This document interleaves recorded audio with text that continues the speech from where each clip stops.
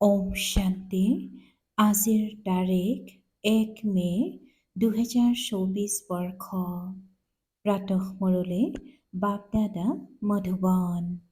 আজিৰ পিতাৰ অমৃতবাণী হৈছে, মৰমৰ সন্তানসকল, তোমালোকে সিদ্ধ কৰি শুনোৱা যে বেহুদৰ পিতা আমাৰ পিতাও হয়, শিক্ষকো হয় আৰু সদ্গুৰু হয়। তেওঁ সৰ্বব্যাপী হ'ব নোৱাৰে। আৰু আজিৰ প্ৰশ্ন, এই সময়ত সৃষ্টিত অতি দুখ কিয়? দুখৰ কাৰণ কি শুনোৱা। পিতাই উত্তৰত কৈছে, গোটেই সৃষ্টিত এই সময়ত ৰাহুৰ দশা চলি আছে, সেইকাৰণেই দুখ। বৃহস্পতি পিতা যেতিয়া আহে তেতিয়া সকলোৰে বৃহস্পতিৰ দশা চলে। সত্যযুগ ত্ৰেতাত হৈছে বৃহস্পতিৰ দশা। ৰাৱণৰ নাম চিহ্ন নাই, সেইকাৰণে তাত দুখ নাথাকে। পিতা আহিছে সুখধাম স্থাপনা কৰিবলৈ, তাত দুখ হ'ব নোৱাৰে। ওম শান্তি। অতি মৰমৰ আত্মিক সন্তানসকলক আত্মিক পিতাই বহি বুজায়, কিয়নো সকলো সন্তানে এইটো জানে যে আমি হৈছোঁ আত্মা। নিজৰ ঘৰৰ পৰা আমি বহুত দূৰৈৰ পৰা ইয়ালৈ আহোঁ, আহি এই শৰীৰত প্ৰৱেশ কৰোঁ ভূমিকা পালন কৰিবলৈ। ভূমিকা আত্মাইহে পালন কৰে। ইয়াত সন্তানসকলক নিজক আত্মা বুলি বুজি পিতাৰ স্মৃতিত বহি আছে, কিয়নো পিতাই বুজাইছে, স্মৃতিৰে তোমালোক সন্তানসকলৰ জন্ম জন্মান্তৰৰ পাপ ভস্ম হ'ব। পিতাই কৈছে যে ইয়াত সন্তানসকল নিজক আত্মা বুলি বুজি পিতাৰ স্মৃতিত বহি আছে, কিয়নো পিতাই বুজাইছে যে স্মৃতিৰে তোমালোক সন্তানসকলৰ জন্ম জন্মান্তৰৰ পাপ ভস্ম হ'ব। ইয়াক যোগ বুলিও ক'ব নালাগে। যোগটো সন্ন্যাসী লোকসকলে শিকায়। বিদ্যাৰ্থীৰ শিক্ষকৰ লগতো যোগসূত্ৰ থাকে। সন্তানসকলৰ পিতাকৰ লগত যোগসূত্ৰ থাকে। এয়া হৈছে আত্মা আৰু পৰমাত্মা, অৰ্থাৎ সন্তানসকল আৰু পিতাৰ মেলা। এয়া হৈছে কল্যাণকাৰী মিলন, বাকী সকলোটো হৈছে অকল্যাণকাৰী মিলন। পিতাই কৈছে যে এয়া হৈছে আত্মা আৰু পৰমাত্মা, অৰ্থাৎ সন্তানসকল আৰু পিতাৰ মেলা, আৰু এয়াই হৈছে কল্যাণকাৰী মিলন, বাকী সকলোটো হৈছে অকল্যাণকাৰী। পতিত সৃষ্টি নহয় জানো? তোমালোকে যেতিয়া প্ৰদৰ্শনী বা সংগ্ৰহালয়ত বুজোৱা তেতিয়া আত্মা আৰু পৰমাত্মাৰ পৰিচয় দিয়াটো ঠিক। আত্মা সকলোৱেই সন্তান আৰু তেওঁ হৈছে পৰম পিতা, পৰম আত্মা, যি পৰম ধামত নিবাস কৰে। কোনো সন্তানে নিজৰ লৌকিক পিতাক পৰম পিতা বুলি নকয়, পৰম পিতাক দুখতহে স্মৰণ কৰে। সেই পৰম পিতা পৰমাত্মা, পৰম আত্মা থাকেই পৰম ধামত। এতিয়া তোমালোকে আত্মা আৰু পৰমাত্মাৰ জ্ঞানটো বুজোৱা, কিন্তু কেৱল এইটো বুজাব নালাগে যে দুজন পিতা আছে, তেওঁ পিতাও হয়, শিক্ষকো হয়। এইটো নিশ্চয় বুজাব লাগে। আমি সকলো ভাই ভাই, তেওঁ সকলো আত্মাৰ পিতা। ভক্তি মাৰ্গত সকলোৱে ভগৱান পিতাক স্মৰণ কৰে, কিয়নো ভগৱানৰ পৰা ভক্তিৰ ফল প্ৰাপ্ত হয়, অথবা পিতাৰ পৰা সন্তানসকলে উত্তৰাধিকাৰ লয়। ভগৱানে সন্তানসকলক ভক্তিৰ ফল দিয়ে। কি দিয়ে? বিশ্বৰ মালিক কৰি তোলে। কিন্তু তোমালোকে কেৱল পিতা বুলি সিদ্ধ কৰিব নালাগে, তেওঁ পিতাও আৰু শিক্ষা দিওঁতাও হয়, সদ্গুৰু হয়। এনেকৈ বুজালে তেতিয়া সৰ্বব্যাপীৰ ধাৰণাটো নোহোৱা হৈ যাব। এইটো সংযোজিত কৰা। সেই পিতা হৈছে জ্ঞানৰ সাগৰ, আহি ৰাজযোগ শিকায়। কোৱা তেওঁ শিক্ষা দিওঁতা শিক্ষকো হয়, তেন্তে আকৌ সৰ্বব্যাপী কেনেকৈ হ'ব পাৰে? শিক্ষক নিশ্চয় বেলেগ হয়, বিদ্যাৰ্থী বেলেগ হয়। যেনেকৈ পিতা ভিন্ন, সন্তানো ভিন্ন। আত্মাসকলে পৰমাত্মা পিতাক স্মৰণ কৰে, তেওঁৰ মহিমাও কৰে। পিতাহে মনুষ্য সৃষ্টিৰ বীজ ৰূপ হয়। তেওঁ আহি আমাক মনুষ্য সৃষ্টিৰ আদি মধ্য অন্তৰ জ্ঞান শুনায়। পিতাই স্বৰ্গ স্থাপনা কৰে, আমি স্বৰ্গবাসী হওঁ। লগতে এইটোও বুজায় যে দুজন পিতা আছে। লৌকিক পিতাই প্ৰতিপালন কৰিলে আকৌ পঢ়িবৰ কাৰণে শিক্ষকৰ ওচৰলৈ যাবলগীয়া হয়। আকৌ ৬০ বছৰৰ পাছত বানপ্ৰস্থ অৱস্থাত যাবৰ কাৰণে গুৰুৰ ওচৰলৈ যাবলগীয়া হয়। পিতা, শিক্ষক, গুৰু ভিন্ন ভিন্ন হয়। এওঁ বেহদৰ পিতাটো সকলো আত্মাৰ পিতা, জ্ঞানৰ সাগৰ হয়।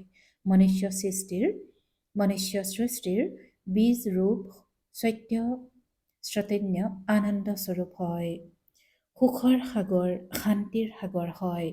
তেওঁৰ মহিমা আৰম্ভ কৰি দিয়া, কিয়নো জগতত মতভেদ বহুত আছে নহয়। যদি সৰ্বব্যাপী হয় তেন্তে আকৌ শিক্ষক হৈ পঢ়াব কেনেকৈ? আকৌ তেওঁ সৎগুৰু হয়, সকলোকে মাৰ্গদৰ্শক হৈ লৈ যায়। শিক্ষা দিয়ে অৰ্থাৎ স্মৰণ কৰিবলৈ শিকাই ভাৰতৰ প্ৰাচীন ৰাজযোগৰো গায়ন কৰা হয়। পুৰণিতকৈও পুৰণি হৈছে সংগম যুগ, নতুন আৰু পুৰণি সৃষ্টিৰ মধ্যত। তোমালোকে বুজি পোৱা যে আজিৰ পৰা ৫,০০০ বছৰ পূৰ্বে পিতা আহি নিজৰ কৰি লৈছিল আৰু আমাৰ শিক্ষক সদ্গুৰু হৈছিল।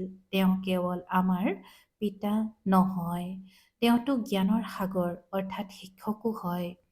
আমাক শিক্ষা দিয়ে, সৃষ্টিৰ আদি মধ্য অন্তৰ ৰহস্য বুজায়, কিয়নো তেওঁ হৈছে বীজৰূপ বৃক্ষপতি। তেওঁ যেতিয়া ভাৰতলৈ আহে তেতিয়া ভাৰতত বৃহস্পতিৰ দশা চলে। সত্যযুগত হৈছে সকলো সৰ্বদা সুখী দেৱী দেৱতা। সকলোৰে বৃহস্পতিৰ দশা চলে। যেতিয়া পুনৰ সৃষ্টি তমোপ্ৰধান হয় তেতিয়া সকলোৰে ৰাহুৰ দশা চলে। বৃক্ষপতিক কোনেও নাজানে। পিতাই কৈছে যে বৃক্ষপতিক কোনেও নাজানে। নাজানিলে আকৌ উত্তৰাধিকাৰ কেনেকৈ পাব পাৰে? তোমালোক যেতিয়া ইয়াত বহা তেতিয়া অশৰীৰী হৈ পঢ়িবা। এইটো জ্ঞান প্ৰাপ্ত কৰিছা যে আত্মা বেলেগ, ঘৰ বেলেগ। ৫ তত্ত্বৰ পুতলা অৰ্থাৎ শৰীৰ গঠন হয়, তাত আত্মা প্ৰৱেশ কৰে। পিতাই কৈছে যে ৫ তত্ত্বৰ পুতলা অৰ্থাৎ শৰীৰ গঠন হয়, তাত আত্মা প্ৰৱেশ কৰে। সকলোৰে ভূমিকা নিৰ্ধাৰিত হৈ আছে। পোনপ্ৰথমে মুখ্য কথা এইটো বুজাব লাগে যে পিতা হৈছে পৰম পিতা, পৰম শিক্ষক।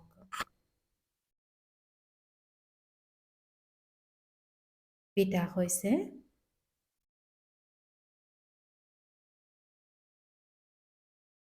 হৈছে পৰম পিতা আৰু পৰম শিক্ষক। লৌকিক পিতা, শিক্ষক, গুৰুৰ পাৰ্থক্য বুজালে তৎক্ষণাৎ বুজিব, তৰ্ক নকৰিব। আত্মাসকলৰ পিতাৰ গোটেই জ্ঞান আছে, এইটো এটা বিশেষত্ব। তেওঁৱে আমাক ৰচনাৰ আদি মধ্য অন্তৰ ৰহস্য বুজায়।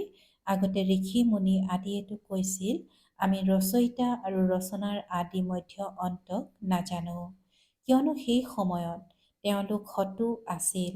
প্ৰত্যেক বস্তু তমোপ্ৰধান। পিতাই কৈছে যে আগতে ঋষিমুনি আদিয়েতো কৈছিল, আমি ৰচয়িতা আৰু ৰচনাৰ আদি মধ্য অন্তক নাজানো, কিয়নো সেই সময়ত তেওঁলোক হতু আছিল। প্ৰত্যেক বস্তু হতুপ্ৰধান, হতু ৰজু তমোত আহে। নতুনৰ পৰা পুৰণি নিশ্চয় হয়। তোমালোকে এই সৃষ্টি চক্ৰৰ আয়ুসৰ বিষয়েও জানা। মনুষ্যই এইটো পাহৰি গ'ল যে ইয়াৰ আয়ুস কিমান। বাকী এই শাস্ত্ৰ আদি সকলো ভক্তি মাৰ্গৰ কাৰণে ৰচনা কৰে। বহুত কাহিনী লিখি দিছে। সকলোৰে পিতাটো এজনেই। সদ্গতি দাতা এজনেই, গুৰু অনেক আছে, সদ্গতি কৰাওঁতা সদ্গুৰু এজনেই। সদ্গতি কেনেকৈ হয় সেয়াও তোমালোকৰ বুদ্ধিত আছে। আদি সনাতন দেৱী দেৱতা ধৰ্মকহে সদ্গতি বুলি কোৱা হয়। তাত কম সংখ্যক মনুষ্য থাকে। এতিয়াতো কিমান অনেক মনুষ্য আছে, তাততো কেৱল দেৱতাসকলৰ ৰাজ্য হ'ব, আকৌ কুল বৃদ্ধি হয়। লক্ষ্মীনাৰায়ণ প্ৰথম, দ্বিতীয়, তৃতীয় এনেকৈ চলি থাকে। যেতিয়া প্ৰথম হ'ব তেতিয়া কিমান কম মনুষ্য হ'ব, এই চিন্তনো কেৱল তোমালোকৰ চলে। এইটো তোমালোক সন্তানসকলে বুজি পোৱা যে ভগৱান তোমালোক সকলো আত্মাৰ পিতা এজনেই। তেওঁ হৈছে বেইসদৰ পিতা। সদৰ পিতাৰ পৰা সদৰ উত্তৰাধিকাৰ প্ৰাপ্ত হয়। বেইসদৰ পিতাৰ পৰা বেইসদৰ উত্তৰাধিকাৰ 21 প্ৰজন্মৰ বাবে স্বৰ্গৰ বাদশ্বাহী প্ৰাপ্ত হয়। 21 প্ৰজন্ম অৰ্থাৎ যেতিয়া বৃদ্ধ অৱস্থা হয় তেতিয়া শৰীৰ ত্যাগ কৰে। তাত নিজক আত্মা বুলি বুজে। ইয়াত দেহ অভিমানী হোৱাৰ কাৰণে নাজানে যে আত্মাইহে এটা শৰীৰ এৰি অন্য এটা লয়। এতিয়া দেহ অভিমানীসকলক আত্মা অভিমানী কৰি কোনে তুলিব? এই সময়ত এজনো আত্মা অভিমানী নাই। পিতাহে আহি আত্মা অভিমানী কৰি তোলে। তাত এইটো জানা যে আত্মাই এটা ডাঙৰ শৰীৰ এৰি সৰু শিশু হ'বগৈ। সাপৰো দৃষ্টান্ত আছে। এই সাপ, ভোমোৰা আদিৰ দৃষ্টান্ত সকলো ইয়াৰে আৰু এই সময়ৰে। যিবিলাক আকৌ ভক্তি মাৰ্গতো কামত আহে। বাস্তৱত ব্ৰাহ্মণীটো তোমালোক হোৱা, যিয়ে বিষ্ঠাৰ পোকক ভোঁ ভোঁ কৰি মনুষ্যৰ পৰা দেৱতা কৰি তোলা। পিতাৰ জ্ঞান আছে নহয়, তেওঁৱে জ্ঞানৰ সাগৰ, শান্তিৰ সাগৰ হয়।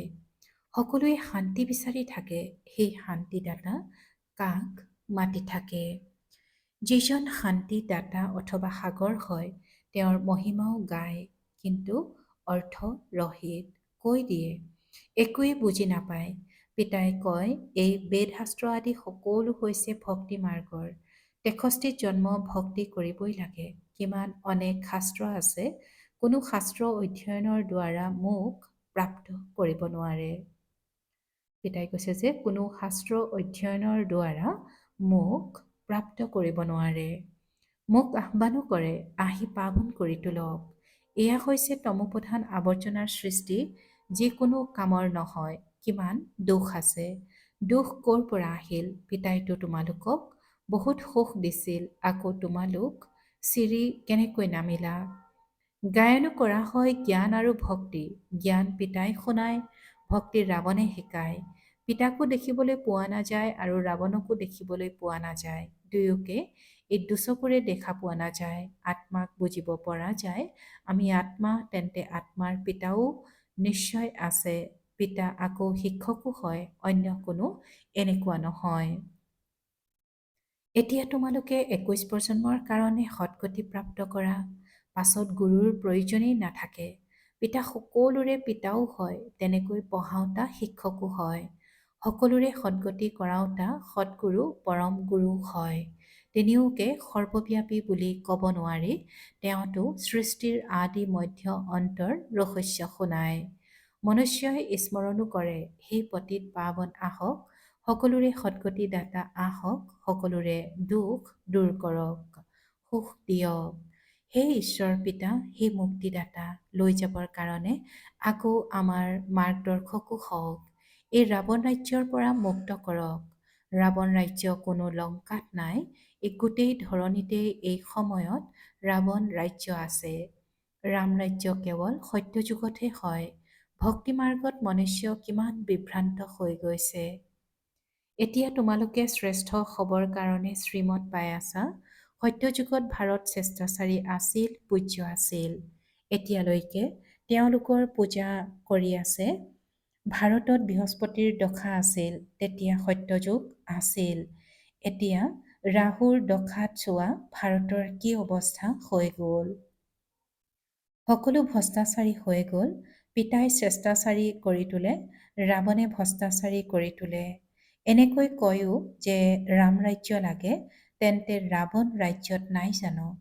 নৰকবাসী হয়, ৰাৱণ ৰাজ্যক নৰক বুলি কোৱা হয়। স্বৰ্গ আৰু নৰক আধা আধা। এয়াও তোমালোক সন্তানসকলেহে জানা।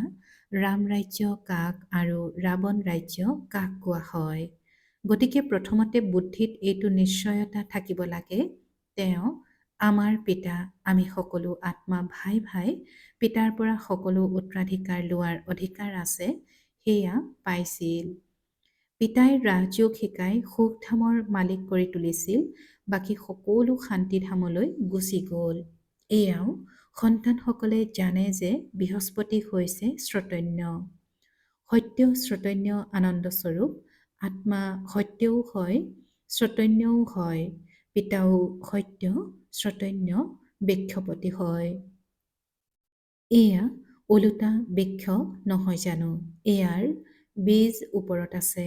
পিতাহে আহি বুজায় যে যেতিয়া তোমালোক তমোপ্ৰধান হৈ যোৱা, তেতিয়া পিতা শতপ্ৰধান কৰি তুলিবলৈ আহে। বুৰঞ্জী ভূগোল পুনৰাবৃত্তি হয়। এতিয়া তোমালোকক কিয় হিষ্ট্ৰী, জিঅ'গ্ৰাফী, ইংৰাজী শব্দ নকবা? হিন্দীত কোৱা হ'ব ইতিহাস, ইতিহাস ভূগোল। ইংৰাজীটো সকলোৱে পঢ়ে, এনেকৈ ভাবে যে ভগৱানে গীতা সংস্কৃত ভাষাত শুনালে। এতিয়া শ্ৰীকৃষ্ণ হৈছে সত্যযুগৰ ৰাজকুমাৰ। সত্যযুগৰ ৰাজকুমাৰ। তাত এইটো ভাষা আছিল এনেকৈতো লিখি থোৱা নাই। ভাষা নিশ্চয় আছে। যিসকল ৰজা হয় তেওঁলোকৰ নিজৰ নিজৰ ভাষা থাকে। সত্যযুগী ৰজাসকলৰ নিজৰ অৰ্থাৎ নিজা ভাষা থাকিব।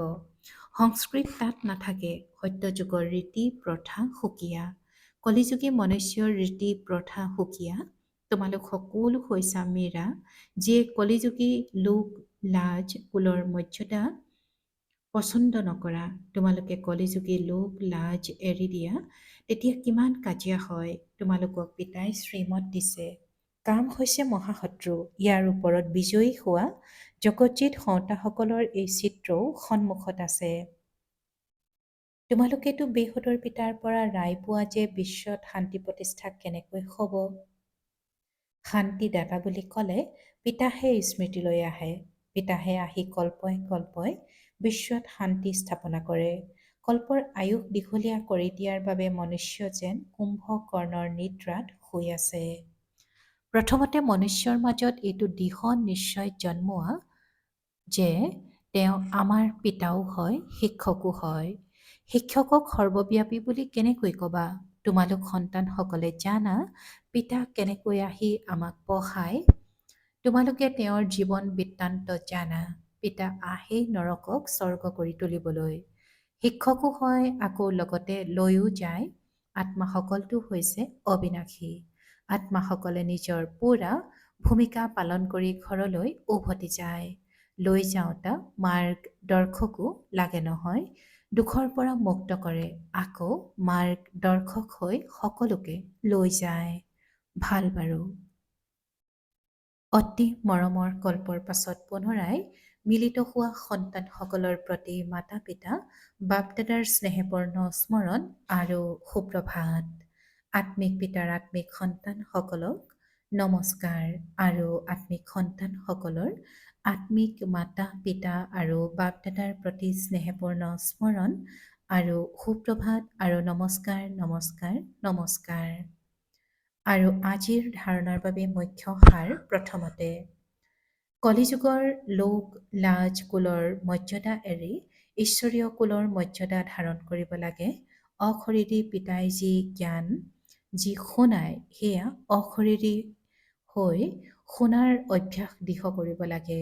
দ্বিতীয়তে বেহুদৰ পিতাও হয়, শিক্ষকো হয়, সদ্গুৰু হয়। এইটো পাৰ্থক্য সকলোকে বুজাব লাগে।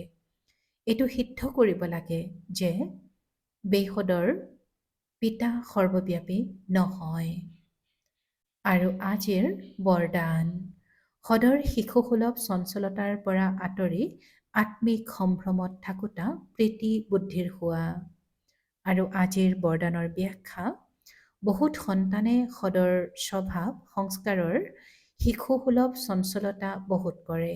য'ত মোৰ স্বভাৱ মোৰ সংস্কাৰ এই শব্দবোৰ আহে ত'ত এনেকুৱা শিশুসুলভ চঞ্চলতা আৰম্ভ হৈ যায়।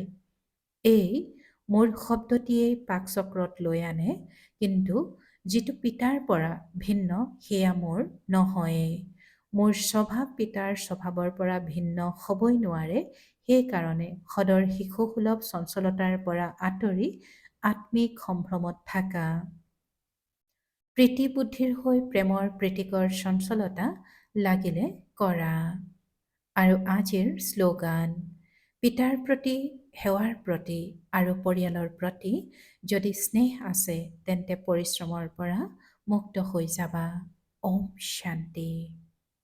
আনন্দৰূপী সম্পদেৰে সম্পন্ন সৌভাগ্যৱান আৰু প্ৰসন্নচিত্ত হ'বলৈ আজিৰ অব্যক্ত সংকেত। বৰ্তমান সময়ত বিশ্বত সকলোতকৈ অধিক আৱশ্যকতা হৈছে আনন্দৰ। তোমালোকৰ ওচৰত আনন্দৰূপী সম্পদ ভৰপূৰ হৈ আছে। সেয়েহে সদায় আনন্দিত হৈ থাকা আৰু আনকো আনন্দিত হৈ থকাৰ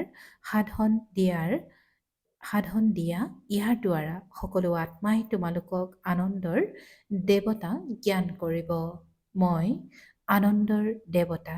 সদায় নিজৰ এইটো উপাধি স্মৃতিত ৰাখিবা। ওম শান্তি।